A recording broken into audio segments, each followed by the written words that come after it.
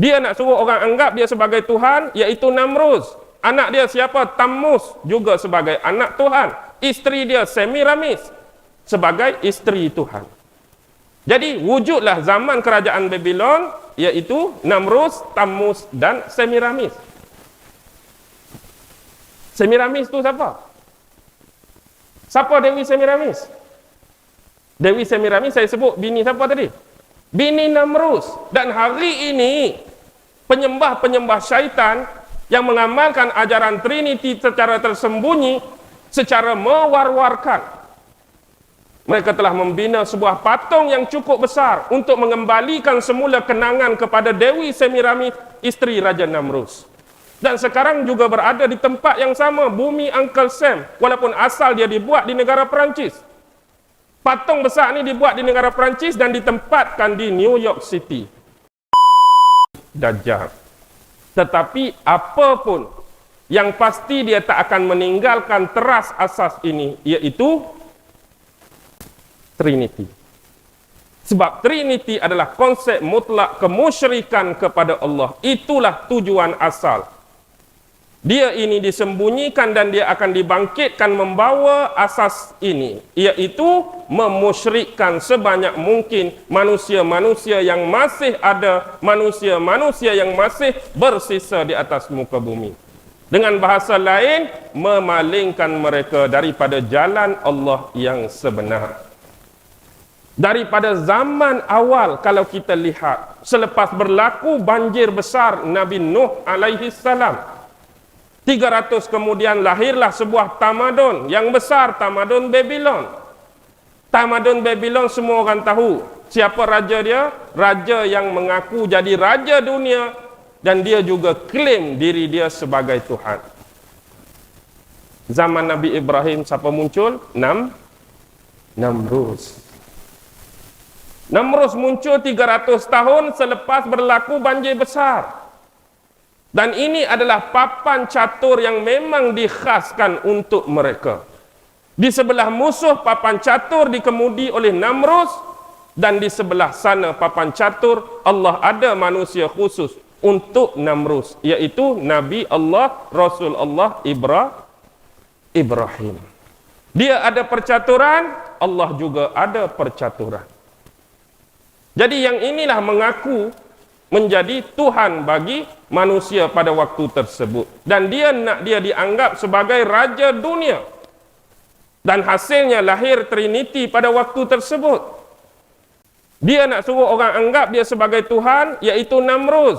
Anak dia siapa? Tammuz, juga sebagai anak Tuhan. Isteri dia Semiramis, sebagai isteri Tuhan. Jadi wujudlah zaman kerajaan Babylon, iaitu Namrus, Tammuz dan Semiramis. Semiramis tu siapa? Siapa Dewi Semiramis? Dewi Semiramis saya sebut bini siapa tadi? Bini Namrus. Dan hari ini penyembah-penyembah syaitan yang mengamalkan ajaran Trinity secara tersembunyi, secara mewar-warkan, mereka telah membina sebuah patung yang cukup besar untuk mengembalikan semula kenangan kepada Dewi Semiramis, isteri Raja Namrus. Dan sekarang juga berada di tempat yang sama, bumi Uncle Sam, walaupun asal dia dibuat di negara Perancis. Patung besar ni dibuat di negara Perancis dan ditempatkan di New York City.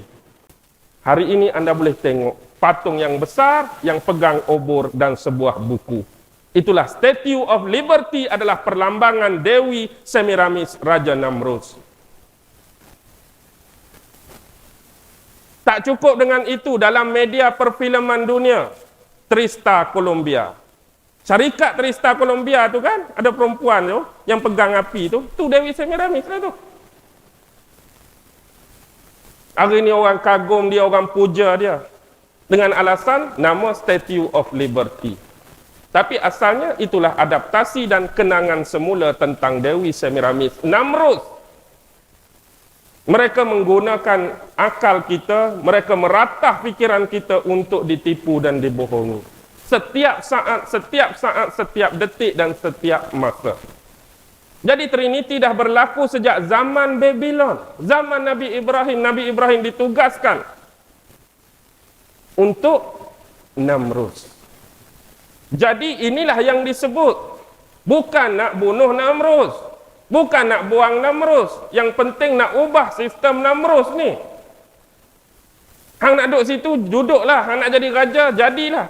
Tapi buang sistem yang hang duk pegang, buang akidah yang hang duk pegang. Tapi tak mampu. Akibatnya kemurkaan datang daripada pihak Namrus dan Nabi Ibrahim dibakar. Bila Nabi Ibrahim dibakar, selepas proses pembakaran, dia mula berhijrah, meninggalkan kota Babylon dan dia menuju ke negara-negara Syam. Kalau ikut peta sekarang, dia meninggalkan bumi Iraq, menuju ke sebahagian Libya, masuk ke bumi Syria, masuk ke Lebanon, masuk ke Jordan, turun ke Palestin, bumi Israel sekarang. Kemudian dia masuk sekejap ke Mesir untuk berlaku proses mendapatkan Hajar tu, balik semula ke Palestin, meninggal di sana.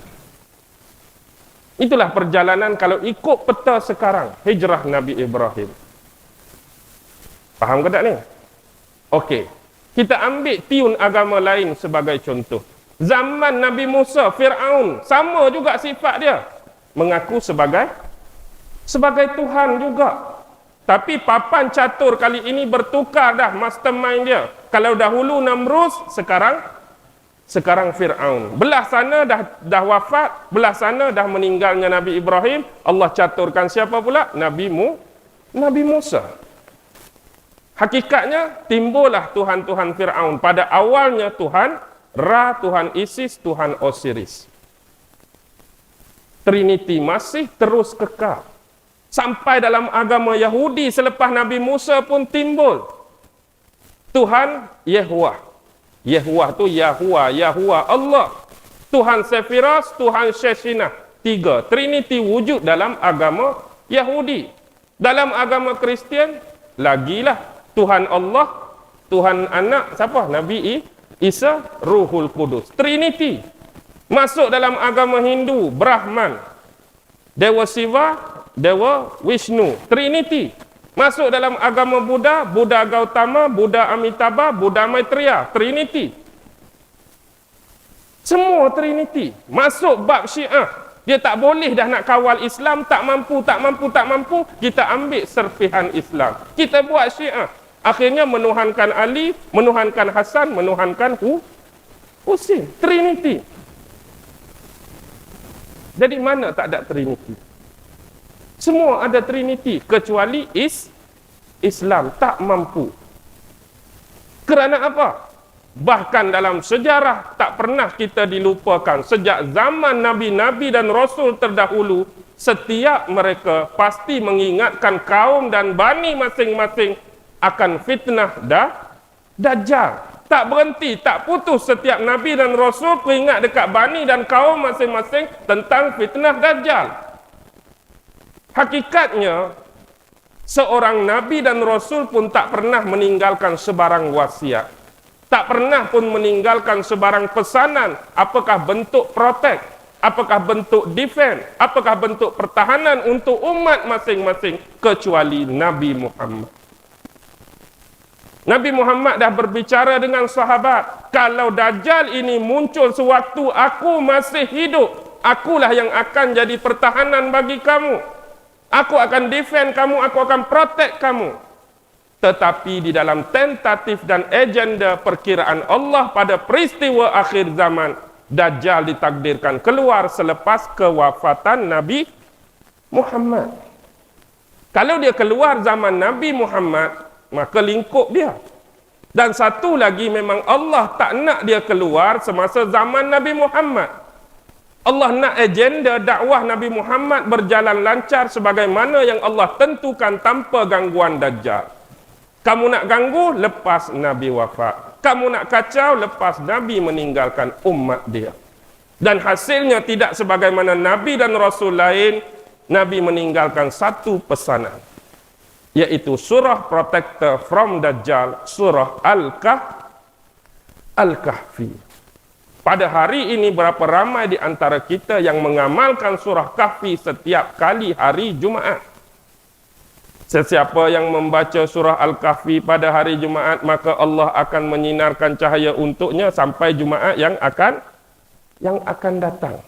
Yang kita baca lah ni Yasin malam Jumaat.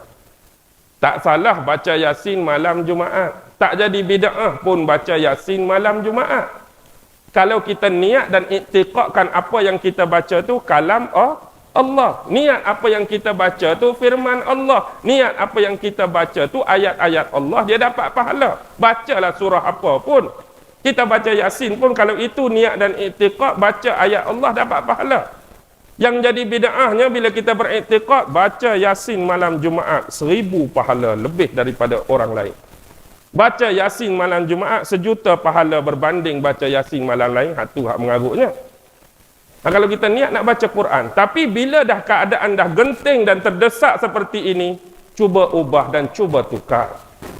Sekalipun susah ustaz, dah jadi darah daging saya dah Yasin malam Jumaat. Malam Jumaat ni baca Yasin. Malam Jumaat depan try lah baca Kahfi. Baca Jumaat depan Yasin, Jumaat depan Kahfi. Kalau payah sangat nak tinggal. Kalau rajin sangat, lepas baca Yasin, baca Kahfi. Tu kalau rajin sangat. Ataupun, malam-malam baca Yasin, aku baca pagi surah Al-Kahfi. Malam aku baca Yasin. Tak jadi masalah pun. Sebab Quran, ayat Allah, firman Allah, tak ada limit masa, tak ada limit tempat. Bila-bila masa boleh baca, mana-mana tempat boleh baca, kecuali tempat yang dimakruhkan, tempat yang diharamkan. Mentang-mentang nak baca, tengah pun, tak boleh kena baca surah Al-Kahfi, tak payahlah tunya. Rajin sangat. Lepas sudah tu, barulah sambung balik. Nak cakap rajin sangat. Baik.